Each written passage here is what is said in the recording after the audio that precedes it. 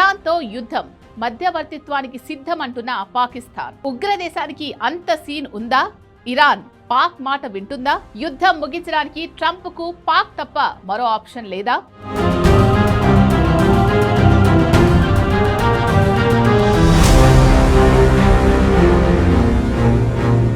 ఇది పాకిస్తాన్ ప్రధాని షెహబాజ్ షరీఫ్ చేసిన ట్వీట్. పశ్చిమాసియా యుద్ధాన్ని ఆపే ఈ సంప్రదింపులను నిర్వహించే అవకాశం తమకు లభిస్తే దానిని ఒక గౌరవంగా భావిస్తాం అన్నాడు. అమెరికా, ఇరాన్ వైపు నుంచి ఉమ్మడి అంగీకారం లభిస్తే చర్చలకు మధ్యవర్తిగా వ్యవహరించేందుకు సిద్ధంగా ఉన్నామని తెలిపాడు.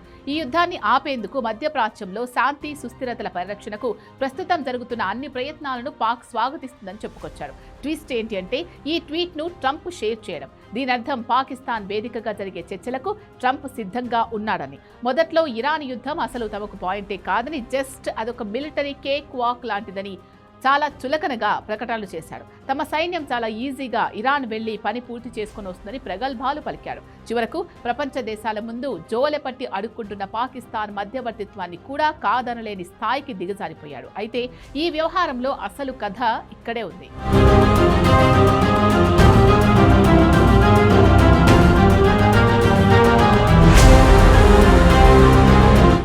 ప్రస్తుతం తీవ్రమైన ఆర్థిక సంక్షోభంలో ఉంది. అంతర్జాతీయంగా తన ప్రాముఖ్యతను చాటుకోవడానికి ఇలాంటి ప్రకటనలు ఒక మార్గం. సౌదీ అరేబియా, ఇరాన్ వంటి దేశాలతో ఉన్న సంబంధాల ద్వారా తాను ఇస్లామిక్ దేశాల కూటమిని నాయకత్వం వహించగలనని ప్రపంచానికి చూపాలనుకుంటోంది. అమెరికాకు ఒక అవసరమైన భాగస్వామిగా కనిపిస్తే నిధులు లేదా రుణాల విషయంలో సహాయం అందుతుంది అనేది వారి ఆశ. మిడిల్ ఈస్ట్ లో మధ్యవర్తిత్వం ప్రకటన వెనుక పాకిస్తాన్ ప్లాన్ ఇదే. ఇక ట్రంప్ ప్లాన్ విషయానికి వస్తే, ట్రంప్ తన విదేశాంగ విధానంలో లాభ నష్టాలని చూస్తాడు. ప్రస్తుతం అతడి ప్రధాన లక్ష్యం అమెరికాను సుదీర్ఘ యుద్ధాల నుంచి బయటపడేయడం.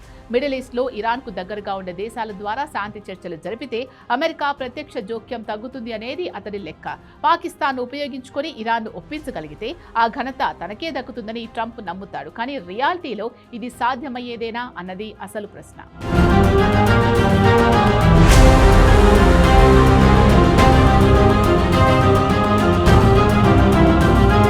మిడిల్ ఈస్ట్ యుద్ధ సంక్షోభాన్ని ఆపడం కాదు, అసలు తనను తాను కాపాడుకోలేని పరిస్థితుల్లో ఉంది పాకిస్తాన్.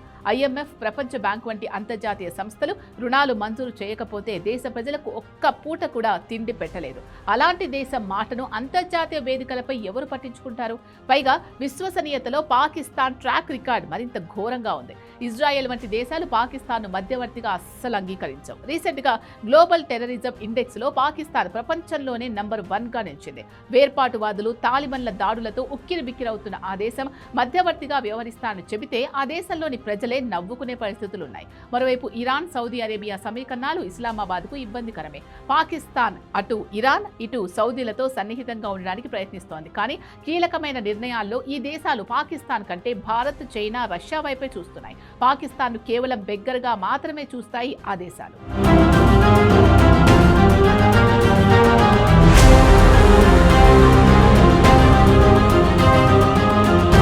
ఇవన్నీ ఒకెత్తైతే అసలు సిసలు లెక్క ఇరాన్తోనే ఉంది.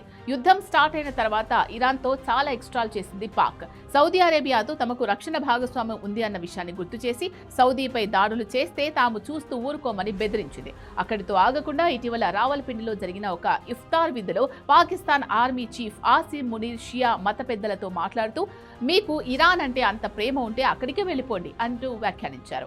Iran supreme leader Ali Khamenei మరణం తర్వాత పాకిస్తాన్లోని షియా కమ్యూనిటీ పెద్ద ఎత్తున నిరసనలు చేపట్టింది. ఈ క్రమంలో కరాచీలో అమెరికా కాన్సులేట్ పై దాడి, హింస చెలరేగాయి. దీంతో ఆసిమ్ మునీర్ నోరు జారాడు. మధ్యవర్తిగా ఉండాల్సిన దేశం నిష్పక్షపాతంగా ఉండాలి. ఇరాన్ పట్ల వ్యతిరేకతను ప్రదర్శించే వ్యాఖ్యలు చేసినప్పుడు ఇరాన్ ప్రభుత్వం పాకిస్తాన్ ఎందుకు నమ్ముతుంది? అందుకే షరీఫ్ ప్రకటనపై ఆ దేశం వెంటనే స్పందించలేదు. ఓవరాల్ గా పాకిస్తాన్ ప్రయత్నమంతా తన అంతర్జాతీయ హోదాను కాపాడుకోవడం కోసమే.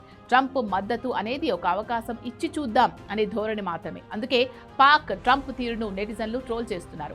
ఉన్మాది, ఉగ్రవాది కలిసి శాంతి నెలకొల్పుతారు అంటూ సెటైర్లు వేస్తున్నారు.